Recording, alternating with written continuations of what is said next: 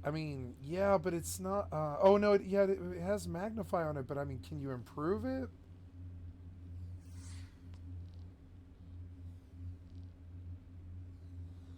I don't think it's a good necklace. It has nice slot.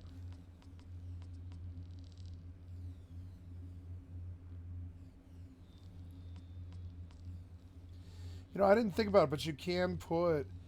I wonder if you can put leeching gems in all of these. That'd be cool. I doubt it, though.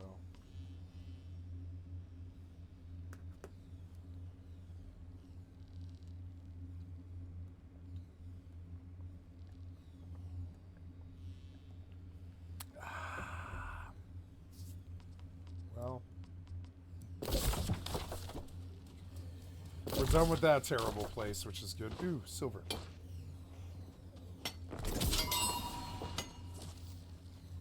Oh. Come on, you. I don't want to die. I don't want to die. I don't want to die. I don't want to die. No. Die, you stupid thing.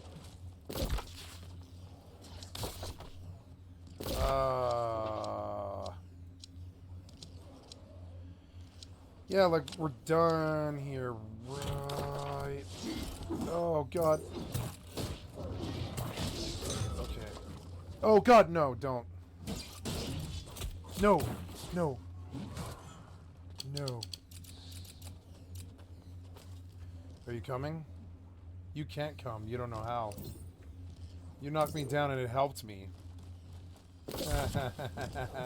Stupid thing.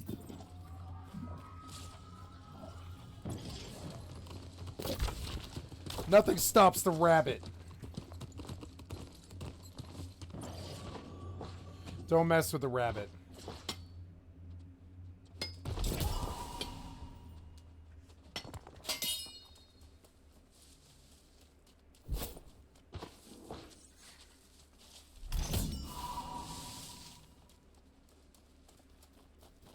Ooh.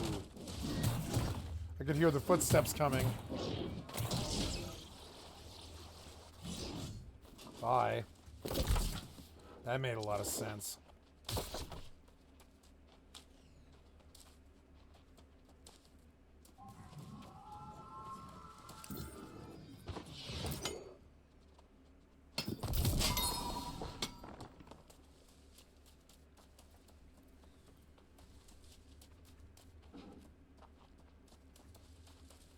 Those things look cool. I love all the cool looks. I really feel like I could bump the graphics right now, honestly. I'm getting really good frames. Like, I don't know. Maybe I better bump the graphics, but I don't know. It seems kind of laggy when it's super high. This looks really good. It, like, is pretty good. Alright, so now we solve the Odo. We look at what we need to do for that. It wants me to do, I don't know where, defeat crown lotus enemies. I don't really know. New world, defeat crown lotus enemies. Let's go see what that is. How's this? This is, I am out. And I'm going to this. Warp drive active. Everything looks all good because I got my frame rate back. It's so awesome. Yeah. Okay, so yeah, kill the ant.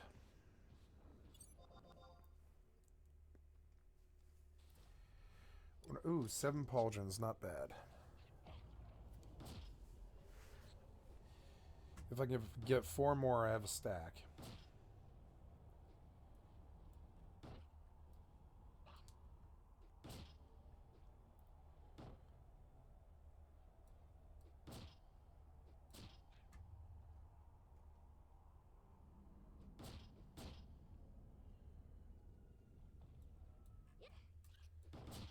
Cool.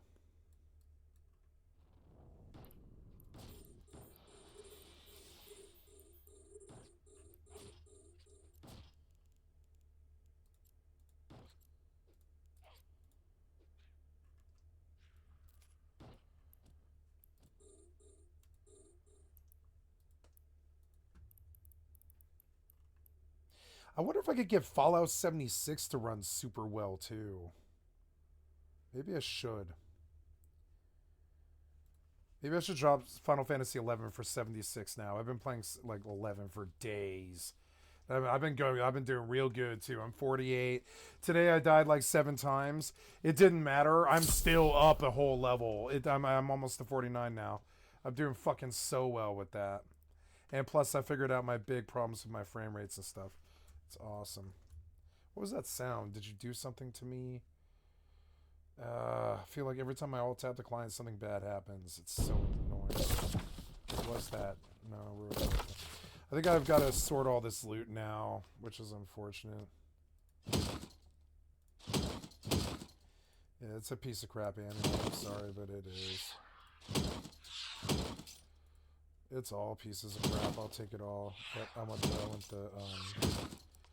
want the salvage. I'm not gonna sell this worthless crap. It takes too much time. You can go farming and make a lot more money. It's a nice spear, but it's still not good. It's not a good spear. So, yep, looking pretty good. I got a nice another 11 dark matter. It's good. Let's go back, I guess. I'll have to mark it before I can go further, I think. I need to look at what it means by Elysium Wilds or whatever. Oh, upgrade this item. Oh, all I have to do is upgrade the item at the kiln. That's it. Let's go do that then. Oops. Yeah, we'll go back here. Yep. There we go. Of order and punching him to death was just really the icing on the bizarre cake that is Oblivion for me. But in short, the Shivering Isles is the best of what Oblivion has to offer. It's kind of when the game is working with its own mechanics to make an experience that is incredibly memorable, because suddenly, because you're in the land of the Mad God, a lot of like the weird eccentricities of Oblivion as a piece of software are suddenly explainable by the fact that, yeah, everything's supposed to be crazy here. And I think it's kind of game mechanics working with the narrative in a perfect way that I don't necessarily think was intended, but obviously works out in everyone's favor. But that finally brings me to the Steam Deck section as we move to wrap this up finally. So this game runs surprisingly well on the Steam Deck, at least it did for me. I expected to have some issues here, but I guess just because the Steam Deck honestly has more powerful hardware than this game ever required anyway, it's pretty good. You got controller support, cloud saves, and while there's a few problems, like some of the text can be really small, you might have to manually set the resolution to the correct one,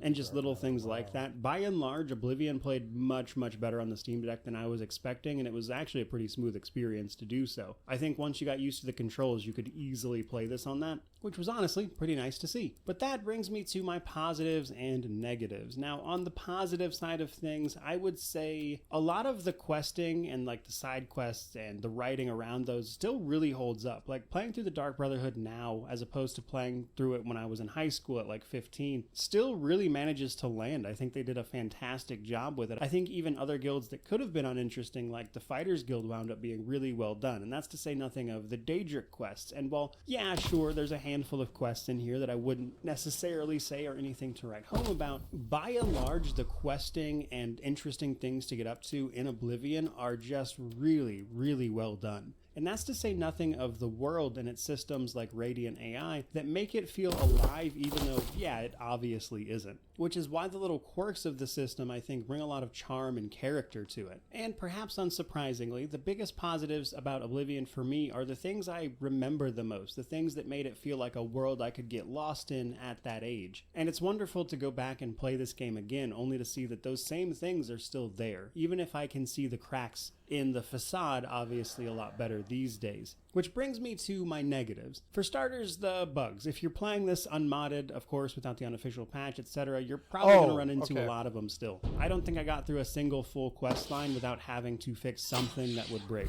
which means playing this on PC for the console is very, very helpful. But even discounting the bugs, even when things are working the way they're supposed to, you can still run into problems like the level ups, the fact that I can play a class called the Warrior and not be able to get the maximum bonuses to the stats I need is honestly just a poorly thought out system. I think the fact that it's so counterintuitive to just level up your character via major skills is a huge detriment to this. And it's no surprise to me that they changed it the way they did in Skyrim after getting so much feedback from this title. But that's to say nothing of the level scaling, the other side of that problem, which I don't think is handled particularly well, especially when you could just slap a health cap on these guys and like 90% of the problem would go away. And all of that is without even coming close to mentioning things like how weightless the combat feels, how dated the graphics were when the game launched, because all of those things, I think, can be overlooked because of what this game does well. It's interesting to me that playing through this game again, so much of what I enjoyed about this game is because I got so lost in it as a teenager. It introduced me to a lot of these deeper character systems that you could build, or how effects and everything could interact with each other that I played around with for hundreds of hours, and all of that in spite of the fact that some of it is objectively broken. Which brings me to my conclusion for this title. You see, Oblivion is really interesting because I love it personally, as you could probably tell from hopefully the bulk of this video. There's so much I enjoy about Oblivion that I think is well done and well presented even, but so many of its systems also don't work, or they're incredibly janky, or they result in just these broken moments that can then lead to a pretty terrible player experience. And because of that, if you were to tell me that you hated Oblivion and you never wanted to play it, I honestly wouldn't argue. I'd go, yeah, that sounds like Oblivion. And yet, in spite of those things, for all this game does for immersion and feeling like a world that I am a part of and learning about at the same time, it's still one of my favorite games. Which means that when you're talking about Oblivion, to me, the game is a beautiful mess. It is all of these individual systems coming together to make something that is fun and unique, which forms an experience that is, for me at least, unforgettable, even if I'm not necessarily sure a lot of it was as intentional as Bethesda might like it to be. Which makes the conversation around mods and a remaster for this game kind of complicated for me, because yes, there are things about this game that I think can be fixed with mods, fixed with mods. I think a remaster probably should approach, and yet for all those unique experiences I had as a younger version of myself in high school playing through this game, I personally don't know that I would necessarily change any of those. And that's obviously the nostalgia talking, because I really do hope the game gets a remaster or something that makes it more accessible to other people so they can see these just really great moments that I got to experience. And while I definitely would play and cover something like that if it came out, for me, this unmodded version is Oblivion. This janky, weird mess that, if you want to, you can get lost in. And that's kind of what I love about it. Which is pretty much everything I've got to say about this particular title. But I do want to end this particular review on a bit of a personal note. So I mentioned recently that a big reason I was playing through Oblivion first thing this year is because after the release of Starfield last year, I was inspired to go back and play it. And that's kind of true. So I was playing through Starfield and it had things I enjoyed about Oblivion, which got me thinking about it. And I had this... Wait, I finished this one already. God damn it, I clicked the wrong... You took me to the wrong fucking video. We were watching one about what happened to the one we were watching? Did you click and screw it up? I think you did. God damn it, man. Can't you fucking fix Windows? Piece of shit company. Man, I don't know where we were. Where were we? Here, we're just gonna do a new one. The Elder Scrolls one, or the Daggerfall one I've seen like twice. Is one of the first Rust creators to amass 1 million subscribers. Endorsed by nearly every game studio in the survival game industry, he emerged as one of the first Rust creators to amass 1 million subscribers. Endorsed by nearly every game studio in the survival game industry, being one of the only content creators to ever have the privilege of developer-level access across all Rust servers. He had everything he could have ever wanted until his arrest. From high-profile disputes with development studios to relentless drama against famous creators, and a staggering loss of over 250,000 subscribers and counting, a once celebrated entertainer was now facing a profound professional crisis. This is the story of the Rust YouTuber who went to jail.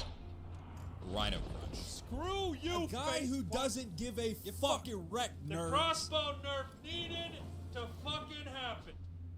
Why Back does in this personality 2012, sell? YouTube It's a was on piece the of rise, shit personality. reshaping entertainment, and with it, its partner networks flourished. Among them, Machinima reigned as a colossal content management network, looking for creators to grow their ever-expanding empire. And it was here that we would find Aaron Warshaw, better known as Rhino Crunch. His early role as a talent acquisition manager was a clear indicator of his passion for a career in entertainment. Embarking on his YouTube journey in 2011, his early ventures featured Minecraft trolling and Battlefield guides that fueled his initial surge in popularity, but he would truly find success in the discovery of Arma 2, and more importantly, its groundbreaking new game mode, the DayZ mod.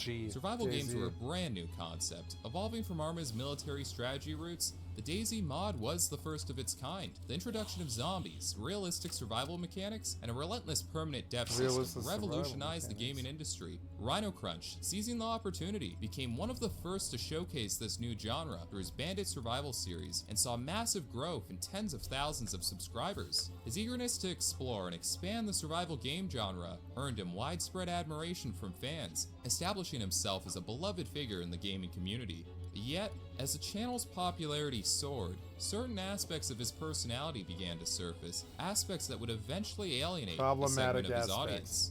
This could be seen through a PlanetSide 2 creator, Energy1, who reached out for help on his channel. But yeah, I was asking him for advice on my Be Less Derp at PlanetSide 2 videos. So I got no response from Rhino, and half a week later, today, what is his next video called? Operation Derpside 2.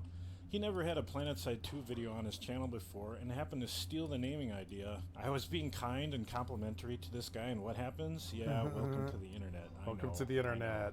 Yeah. While this episode remained relatively under the radar, Rhino Crunch's confrontations with the developers of WarZ It's funny, I was about to say it when he said WarZ it. aimed to rival DayZ in the survival game arena, but they faced a barrage of criticism for its overambitious promises, an excessive emphasis on microtransactions, and even duplicating the terms of service from League of Legends, leading many to question the credibility of its game development. Rhino Crunch fearlessly voiced his concerns, unintimidated by their developers, calling out the company for taking advantage of its customers. But if you're trying to make a good game, then let's see what you got. Why don't you show us what's up your skirt, sweetheart, instead of shaking your tail? What? Okay? I have something against game companies that are in it for money. You know, you read in the interviews what this guy who's funding the game has to say. It's bullshit. This guy sounds It's like a all piece of bullshit. I don't shit. believe any of it. Just because a person says something and just because a game company says something, they're just selling you something, man. Yeah. I just want to see some good information because I don't like to be tricked and I don't like companies to do this to people. For many, WarZ would ultimately be labeled a scam, plagued by issues like refusing refunds and censoring negative reviews, leading to its temporary removal from Steam. In this controversy, Rhino Crunch emerged as a highly respected figure, establishing himself as an ethical advocate for the survival game genre and prioritizing the best interest of his viewers. Rhino Crunch, feeling empowered to represent his audience, began to see controversy as a means to amplify his brand. He likely believed that engaging in more disputes could further elevate his presence online. Of course. By 2013, the DayZ mod had surged into the mainstream, elevating the ascent of Rhino Crunch's channel, which now boasted 90,000 subscribers. His significant contributions to the game's exposure did not go unnoticed by its executive developers, Dean Hall and Matt Lightfoot, who granted him early access privileges and exclusive interviews on the game's development. However, despite these privileges, Rhino Crunch grew increasingly critical of DayZ. He felt the game's creators were not being transparent with their community and were attempting to financially exploit their player base, a stance that would once again put him at odds with a major development studio. So my question to you is, it's now January 13. What's up, man? Where's DayZ Standalone? We've gone under different aims since then. Yes, it did, Matthew. But what's your new aim? I sat idle as words like Kickstarter and Minecraft business model were dropped in interviews. I will sit idle no more. Listen to this fucking pissant fucking nerd. They made fun of nerds like this on a show called fucking Code Monkeys. He lives up in the side room. His name is Todd, and they're making fun of like Todd from Bethesda, and then Todd from not Todd, but the guy who made Ultima, Lord British, right? I can't think of his actual name. And they're like, listen to me, young peon, and I will learn you. And they're incredibly fucking arrogant for the actual like nerd that they are. And it's actually like they're totally oblivious to how arrogant and shitty they come across. Kind of, I think it's funny. How much exactly did you sell the DayZ mod to Bohemia Interactive for, like Matt Lightfoot told me off record? Maybe the company-wide sounds so arrogance pissant. comes from Off the record. pseudo-military and ex-military burnout wannabes who talk in 10 codes and get Desert Storm flashbacks playing their military simulator video games while wearing camouflage and treating their customers and fan base like garbage. What? I felt lied to and betrayed like Judas when he kissed Jesus. The ironic part is I actually used When to like Judas, this mod when he until kissed the your developer tried anus? turning it into some money-hungry commercial empire. A small number of viewers Listening to supported this Rhino guy Crunch, talk but is many making more me criticized his dumber. approach, particularly for his harsh criticism of the developers. The consensus among many felt his actions were unjustified. Other well-known creators, including Frankie on PC in 1080p, Psy Syndicate, and Jack In Frags, 1080p? publicly sided with Dean Hall and Matt Lightfoot. Why did they put distancing themselves from Rhino resolution Crunch's they're stance in as the their situation names? escalated in the weeks to come, with the pressure mounting. He released his first 1080p. apology video. But before we continue, ad You've time. been examined. Why would you put your Defining feature resolution of in your mankind. name? Many men obsess over it. Many about how they're losing it. Damn. Oh my god, I can't think of a better way to date your fucking career. Hair becomes the enemy. Moisture builds in your hair. You're sweating everywhere, and now you're uncomfortable and probably full dead. So how do we resolve such an issue? Well, with the Lawnmower 5.0 Ultra by Manscaped, it can give you the confidence you really need. Like seriously, you need it. A lot of you guys are clocking over 140 hours on Rust in the past 2 weeks. I Yep. just don't know what's going on with you anymore. Yeah, don't Tired do that of cutting anymore. yourself in the washroom? Well, say no more. Skin safe The technology asteroid has is you covered. depleted. Look, I just dropped it in the pool. Oh no. Well, it's waterproof. Like sitting in dark rooms? Look, it has LEDs now, so you can see. And all this other cool stuff you get to be clean. So take care of yourself. You need to love yourself before the girls can truly love you. Head over to manscaped.com and get your hands on the Lawnmower 5.0 Ultra today. When you use my promo code Jack Shepard, you'll get 20% off, plus free international shipping and a free gift. Ad over. Back to the video. First of all, I would like to formally apologize to the following YouTubers and humbly ask for their forgiveness. You guys gave me a great opportunity, and I blew it because of my own ego. There's no excuse for my behavior on Twitter, YouTube, and overall unprofessionalism and lack of God, class Daisy handling looks things bad. The way I did. I'm sorry. You will I no mean, longer see these it types doesn't of videos look on my bad. The engine looked bad back then. Arma looks good now. Like I trip on this every once in a while. Every once in a while, I go back and I look at 4K on my television in my bedroom, at how really good DayZ can look. DayZ can look really fucking good, like the best game that's ever been made. But back then in like 2013 something, DayZ looks like fucking shit in my opinion.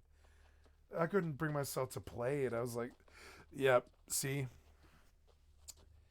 Yeah, when a game becomes reality, this video blew my mind. And this is the DayZ engine. Now, you can tell that it's pixelated, but now DayZ looks really fucking good.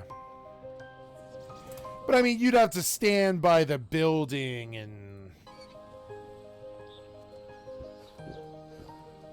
the wind looks pretty good. Yeah, like Rust does not look this good. Rust does not look this good. The detail in this shot is the most I've ever seen in a video game, I think.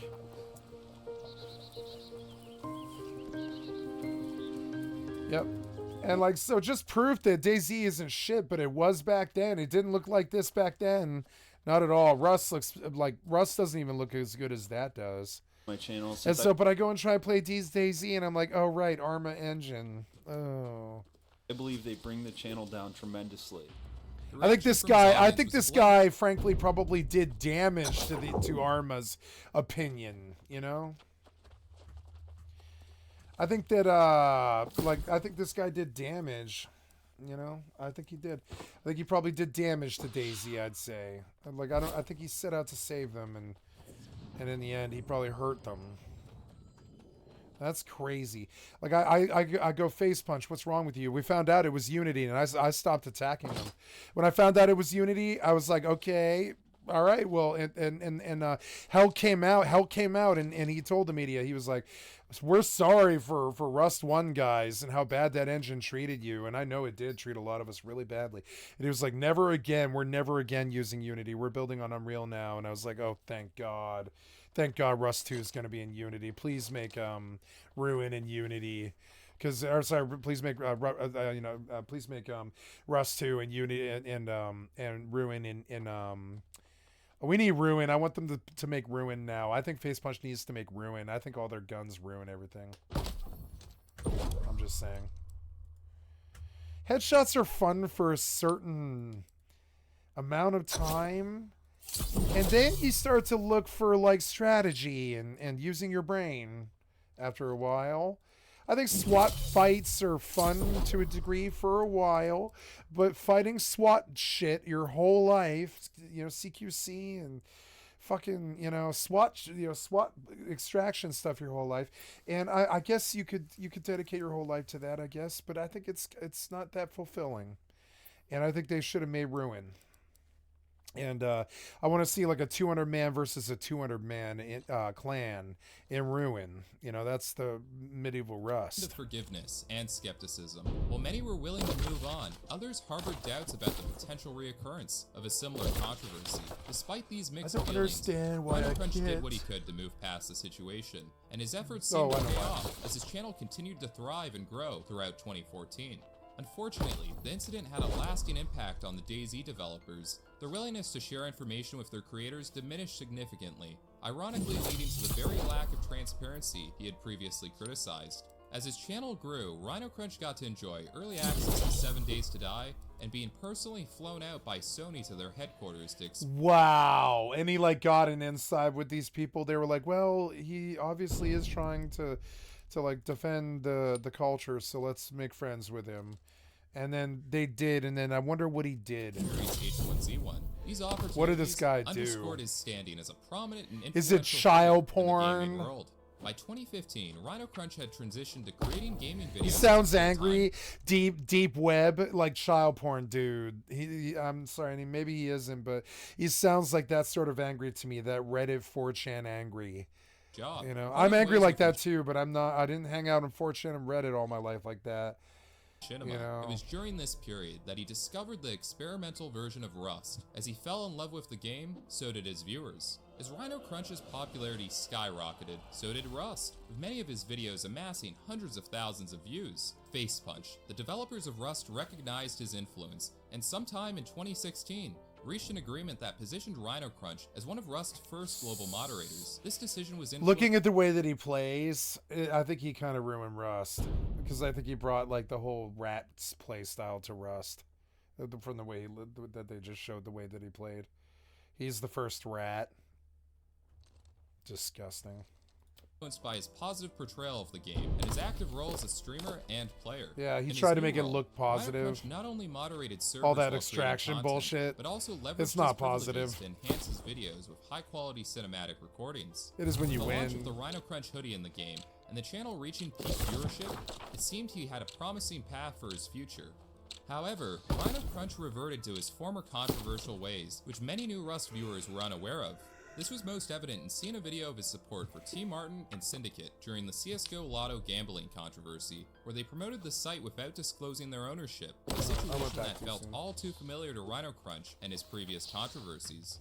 There's a video by H3H3 Productions. I'll put a link in the description if you haven't seen it, basically calling out a couple top echelon YouTubers for promoting a website that they owned, which absolutely unethical. Reputations aside, they probably are going to be tarnished for a while, but hopefully everybody forgives them, because guess what? Everybody's human, and this whole dissent that's on YouTube is just absolutely unreal. Everybody is acting like they're fucking better than everybody. Yeah, well, you push gambling to children off CS fucking Go for 10 fucking years and completely degenerated and depravified and shitified an entire fucking generation of bullshit rat tunneler fucking effort fucking stupid fucking kids. That's why. That's why H3 tried to cancel you. Get a fucking clue, asshole. Stop trying to turn kids into degenerate fucking gamblers. Trust me, I'm a degenerate too. I'm a degenerate gambler too. But let them arrive at it at their own. like pace. Don't be fucking pushing them at the age of 14 to be putting rusty fucking gamblingsaloon.com, rusty bandicamp at the end of their fucking name, and CSGO gambling at the end of their fucking name. Get credit on their fucking gambling site, get addicted to gambling when they're 14. You don't think maybe that might cause some fucking problems? It's like you're basically performing Satan's job. You're getting kids addicted to gambling at a really young fucking age. Look at what they did to cigarettes. You know what I'm saying? Look at what they did to cigarettes.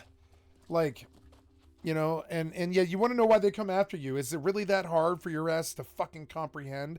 Video games are for children. When you introduce real life gambling into it for fucking skins, you don't see how that might turn an entire generation of kids into fucking assholes.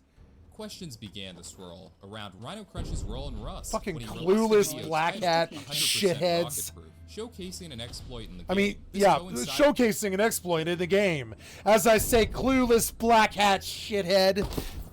Ugh. People like you make me fucking sick.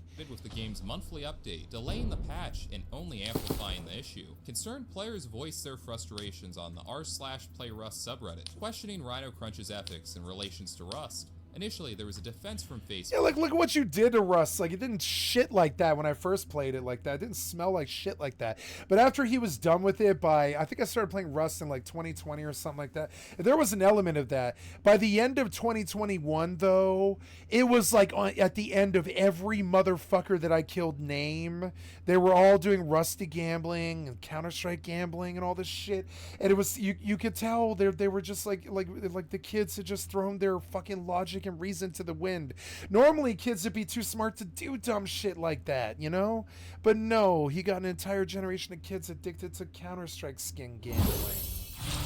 Claiming his privileges were which is just a no-no. It's a no-no. meant solely to enhance the production value of his videos, not for moderation. But when the news broke that Rhino Crunch had banned an emerging creator, iBlur, for stream sniping, this action sparked outrage among players who felt it was inappropriate for someone with such privileges to misuse them. Holmesy, a developer at FacePunch, intervened to defend But it's Rhino stream Crunch. sniping.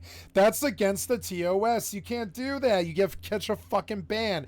Every admin in the fucking world bans for stream sniping. What the fuck are you talking about? He's within his rights at fucking FacePunch to kick the guy at stream sniping. But faced further backlash from the community. Fuck you talking that because you like it when the shithead stream snipe you. You become these like degenerate like Rust gambling piece of shit like CS:GO skin motherfuckers who all have to eat to like feed off of each other's tears and rage. It's weird and fucking based and degenerate.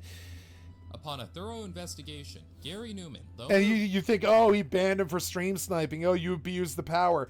Goddamn right he abused the fucking power. Thank God he did, because every other fucking 99.99% of the fucking time the stream sniper goes unabated. No problem. And you get mad because he gets nailed 0.001% of the fucking time. Go watch Komomo for fucking 50 hours and tell me you feel the same afterwards.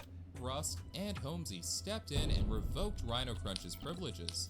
In response to this decision, When you watch the scumbags line up for tens of thousands strong to just get busted over and over and over and over again, cheating all goddamn day in every little fucking way that they can think of.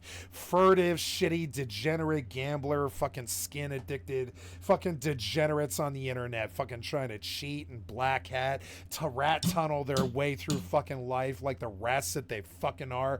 Talking about rat tactics and fucking rat scumbag shit and acting like grubs. You know what I'm saying? And door camping you and shit like this. It's so dumb. It's such a toxic, shitty culture. It's the side of Rust that sucks dick and should die. Crunch released a video titled "Screw You, Face Punch," Get canceled like this guy. expressing his views on the game and the actions taken against him. Screw you, Face Punch, you fuck!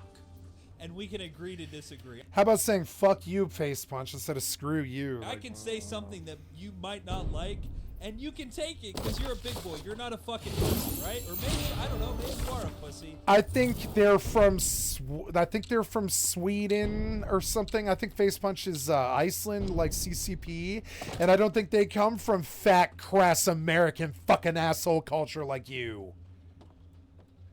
I don't think they're like you. No, I don't. I think only an idiot would assume that they are. Nobody's like you. Nobody's like you. But I'm gonna Well, say yeah, there's a whole degenerate fucking, degenerate gambler, generation of degenerate gamblers, CSGO kids like you that sit on Rust and CSGO all day trying to be degenerates and hack at fucking games and shit. And it's like fucking, buy money off eBay and all this stupid ass fucking hacker black hat bullshit, completely honorless bullshit, right? And like in the end, right? Like, no, I don't think that Helk and the people at Face Punch are like you at all. When you see them talk, they're not like you. No, they don't come from a fragmented MTV fat ass fucking natty ice fucking like talk shit KFC culture, Trump's your god and all your right wing bullshit, right? They don't come from a culture like that. They're not like you. They didn't grow up on war movies. They probably weren't allowed to watch them. They like honestly they might have, but I mean like they probably had to break some rules to get it. Their culture is not like yours. Don't assume these people are angry like you. Not at all. No. Most Swedish developers and shit. No. No, they're not angry like you. No, they're not like you. And you're calling them pussies to their fucking face. They're software developers. I'll call them assholes to their fucking face when they directly waste our time on purpose and shit. But you're like getting mad over a ban. Like, I'll get mad over 7 years of digital serfdom and pop aggro. That's a lot different from you getting mad at them over a ban, you know? You're probably not gonna like, starting with the crossbow nerf needed to fucking